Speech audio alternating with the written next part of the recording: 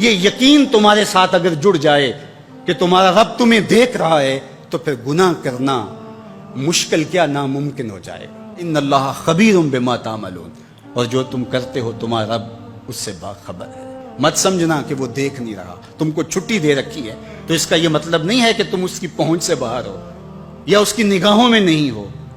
تمہارے ایک ایک لمحے کو وہ دیکھ رہا ہے، ایک ایک ساعت کو ملاحظہ کر رہا ہے۔ بند کمرے ہوں یا مخفی غاریں، تم جہاں بھی داد عیش دو تمہارا رب تمہیں دیکھ رہا ہے۔ کالے پہاڑ کی گہری غار میں چیونٹی چلتی ہے تو اس کے ننھے اور مہین پاؤں سے سینہ سنگ پر جو لکیر بنتی ہے تمہارا رب اس کو یوں دیکھتا ہے جیسے دیوار چین کو دیکھتا ہے۔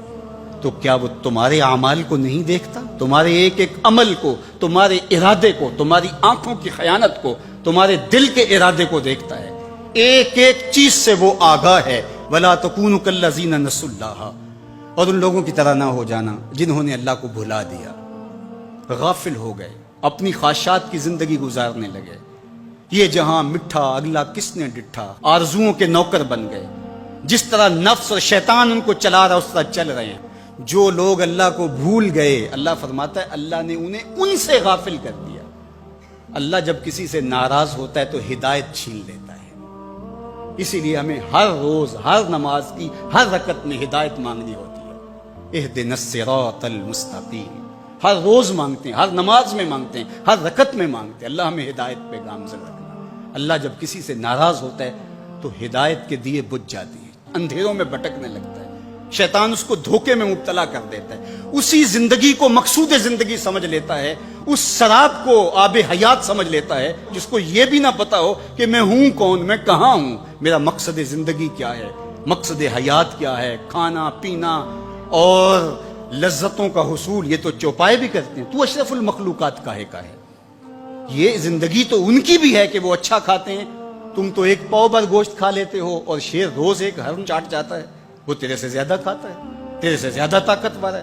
ہاتھی کا جسم تیرے سے کہیں بڑا ہے، پرندے ہواؤں میں اڑتے ہیں، مچھلی پانی کی تہوں میں اتر جاتی ہیں، عقاب کی نظروں اور بلندی پرواز کی دیکھنے والی ہوتی ہے، کرگس کہاں سے کہاں تک سونگ لیتی ہے، ان کی قوت شامہ تیرے سے بڑی ہے، لیکن اس کے باوجود بھی افضل تو، اشرف بھی تو، اور اللہ نے اپنی نیابت کا تاج تیرے سر پہ رکھا ہے۔ تو مقصود ہے، تو مسجود الملائک ہے، فرشتوں کی پیشانی تیرے حضور جھکی ہے، تو اپنے آپ سے آشنا ہی نہیں ہے، تجھے پتہ ہی نہیں کہ تو کون ہے۔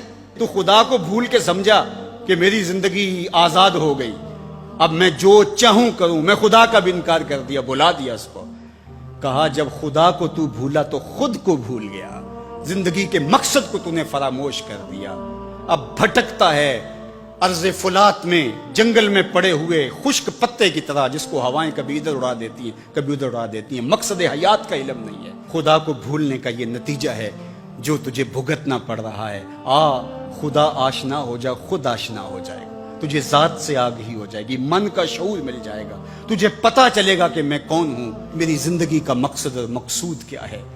تو اگر تو ایسا نہیں کرے گا تو اللہ تجھے تیرے سے بے خبر کر، تیری ٹانگیں نہیں توڑ دی جائیں گی، تیرا رزق نہیں چھین لیا جائے گا، تیری آنکھوں سے روشنی نہیں اچکی جائے گی، تیرے کانوں کی سماعت نہیں کھینچ لی جائے گی، یہ سب کچھ ہوگا لیکن مقصد زندگی نہیں۔ تو کہا اس قرآن سے جڑ جاؤ، اپنی زندگی کو مالک کے سپرد کر دو اور ایک ایک لمحہ مالک کی چوک